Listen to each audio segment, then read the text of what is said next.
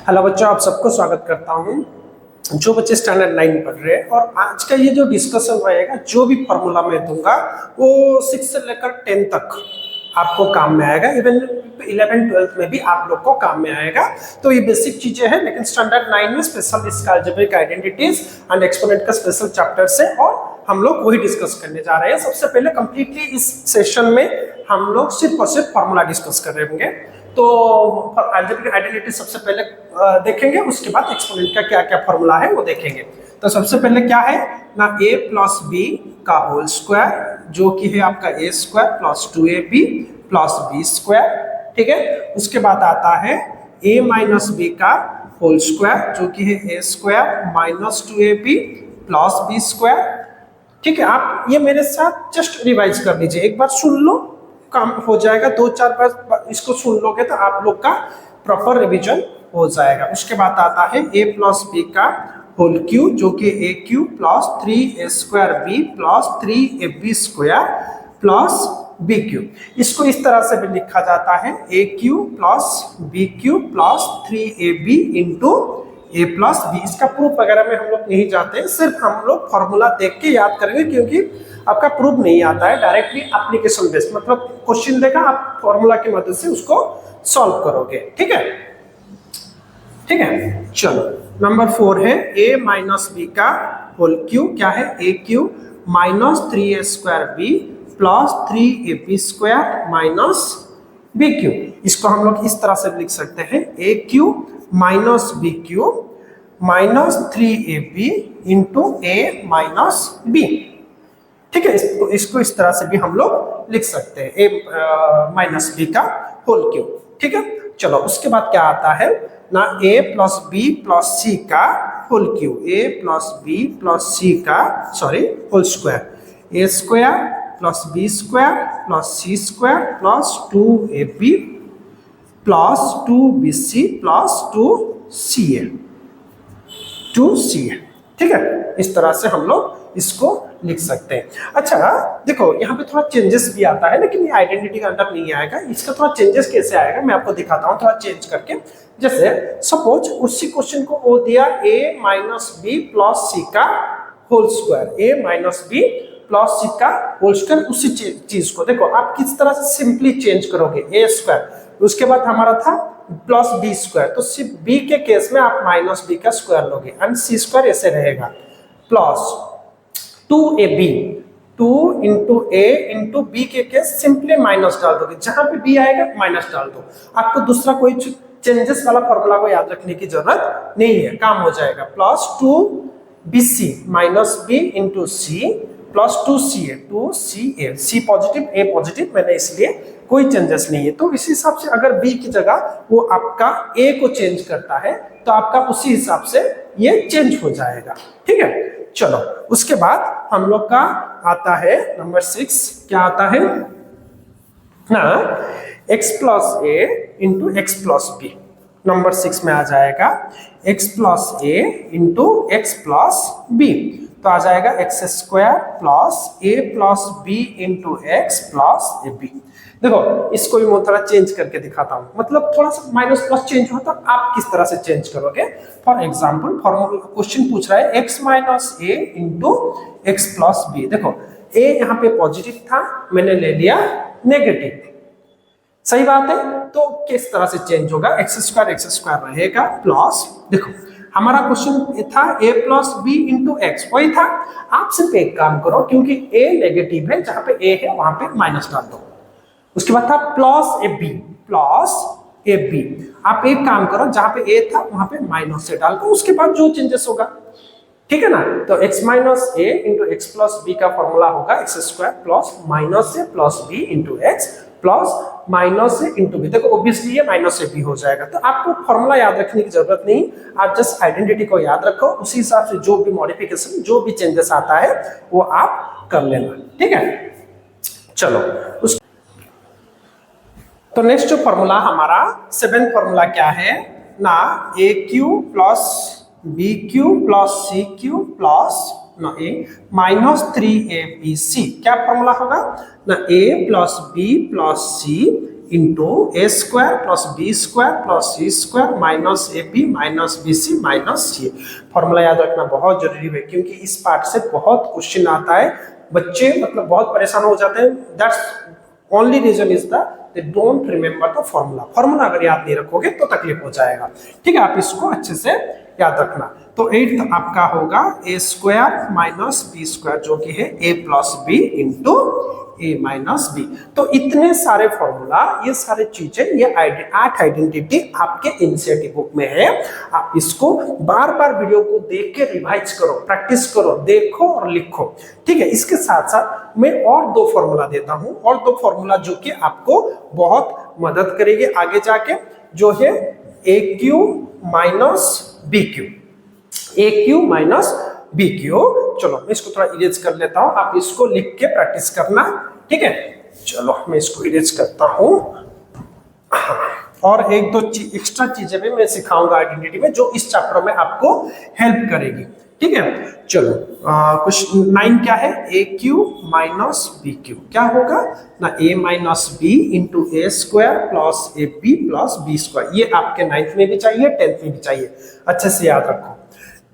10th है A cube plus B cube A plus B into A square minus A B plus B square. Formula को अच्छे से पढ़ो, अच्छे से इसको याद रखो। ठीक है, चलो अब चलते और थोड़ा चीज क्या है ना, ए स्क्वायर प्लस बी स्क्वायर ऐसा रहा तो क्या होगा, माइनस होता तो, अगर यहाँ पे माइनस होता तो मैं ए प्लस बी इंटू ए माइनस बी लिख देता, कोई इशू नहीं। अगर प्लस है तो मैं कैसे फाइंड आउट करूंगा इसका क्या फॉर्मूला होगा।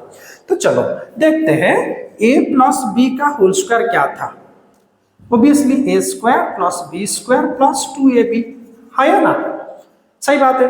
अगर मैं 2ab को ये साइड ले आया तो a प्लस बी का होल स्क्वायर माइनस 2ab नहीं हो जाएगा ए स्क्वायर प्लस बी स्क्वायर, समझ में आ रहा है ना। तो a square plus B square को हम लोग लिख सकते हैं ए प्लस बी का होल स्क्वायर माइनस 2ab, सही बात है। चलो इसको और एक तरीके से भी लिखा जा सकता है, कैसे मैं दिखाता हूं फिर से। अगर मैं लिखो कि a माइनस बी का होल स्क्वायर, क्या ये होगा A square plus B square minus 2ab, सही बात है, ये भी करेक्ट है, सही है। तो अगर माइनस 2ab इस साइड आ जाएगा, a माइनस बी का whole square plus 2ab is equal to a square plus B square. तो a square plus B square का ये भी फॉर्मूला हो सकता है, a माइनस बी का होल स्क्वायर प्लस 2ab। तो ये चीजें भी आपको कुछ प्रॉब्लम में देखने को मिलेगा, इसको भी आप इसके साथ नोट डाउन करके रख लीजिए, समझ में आ रहा है ना।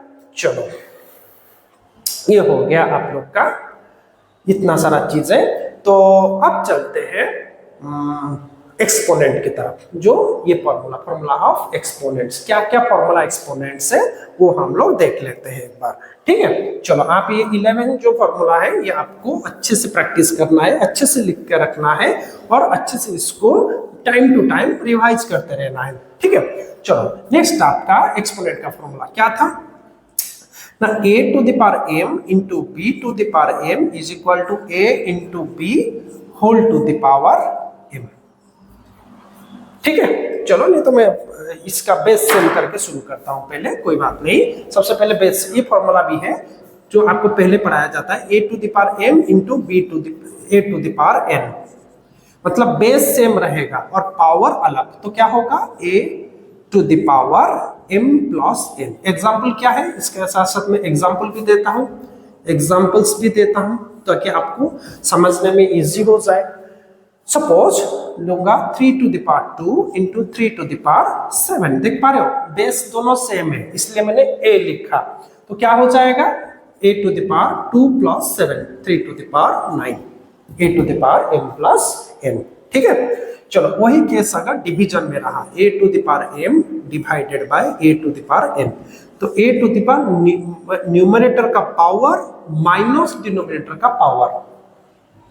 ठीक है, चलो किस तरह से ना, suppose 5 to the power 7 by 5 to the power 3, देखो बेस सेम है लेकिन एक्सपोनेंट और पावर आपका अलग है, उस केस में सब्ट्रैक्ट होगा। न्यूमरेटर का पावर माइनस डिनोमिनेटर का पावर, तो 5 to the power 7 minus 3, 5 to the power 4। लेकिन कभी कभी क्वेश्चन भी ऐसे आता है, देखो 5 to the power 11 by 5 to the power 15, देख पा रहे हो? तो इस केस में कुछ बच्चे 5 टू द पावर 15 माइनस 11 कर देते हैं, गलत। इसलिए मैं बोलता हूं फर्स्ट लिखा जाएगा न्यूमरेटर का पावर, उसके बाद डिनोमिनेटर का पावर माइनस किया जाएगा, ठीक है, बी केयरफुल। तो ये हो जाएगा 5 टू द पावर माइनस 4, जो कि होगा 1 बाई 5 टू द पावर 4। मैं आगे पढ़ाऊंगा, फॉर्मूला दूंगा, ठीक है। इसका थोड़ा ध्यान देना, इसमें कुछ इशू नहीं है, इसका थोड़ा आप लोग ध्यान दे के करना, ठीक है। चलो, ये हो गया second formula. Third formula a to the power m into b to the power m। देखो पहले बेस सेम था, अभी पावर सेम है, तो क्या करेंगे, सिंपली दोनों बेस को मल्टीप्लाई करके सिंगल पावर दे देंगे, ठीक है। चलो, इसका एग्जांपल क्या होगा, इस थर्ड नंबर का थर्ड एक्सपोनेंट का आपका थर्ड नंबर का एग्जांपल क्या होगा, suppose 5 to the power 8 into 2 to the power 8। देखो यहाँ पे क्लियरली दिख रहा है बेस अलग है लेकिन पावर सेम है, उस केस में दोनों बेस को मल्टीप्लाई कर देंगे। 5 into 2 to the power 8 is equal to 10 to the power 8। सही बात है। हाँ, कभी कभी अगर ज्यादा टर्म्स आए, for example 5 to the power 8 into 2 to the power 8 into 3 to the power 8, क्या करना, सिंपली सारा पावर सेम है तो जितने भी बेस है सिंपली मल्टीप्लाई करके सिंगल पावर बिठा देंगे। 5 into 2 into 3 whole to the power 8, 30 to the power 8, खत्म। बात को समझ रहे हो? चलो, नेक्स्ट है आपका नेक्स्ट फॉर्मूला, वही डिवीजन केस में a to the power m by b to the power m, तो simply a by b whole to the power m।